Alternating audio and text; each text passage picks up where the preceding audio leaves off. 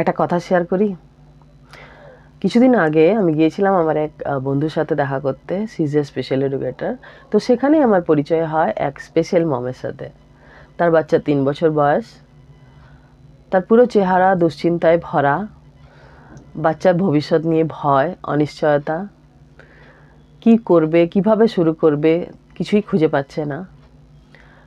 ঠিক মানে ওকে দেখে আমার ঠিক নিজের কথা মনে পড়ে গেল, যেটা ছিলাম আমি আজ থেকে প্রায় 9 বছর আগে। কিন্তু আজকে আমি সম্পূর্ণ নিজেকে চেঞ্জ করেছি। Today I am a happy and proud special mom of my special need daughter. তো ওকে আমি একটা কথাই বললাম যে নিজেকে শক্ত করতে হবে। তুমি না শক্ত হলে তোমার বাচ্চা কখনোই শক্ত হবে না। নিজের ওপর ভরসা রাখতে হবে, বিশ্বাস রাখতে হবে নিজের বাচ্চার ওপরও, যে আমি পারবো। আর দুনিয়ায় কেউ সাথ দিক বা নাই দিক, তুমি তোমার বাচ্চার হাত কোনদিন ছাড়বে না। তো এটাই ছিল আমার ওকে বলার। কারণ মা শক্ত না হলে বাচ্চার ইমপ্রুভমেন্ট কখনোই সম্ভব হবে না।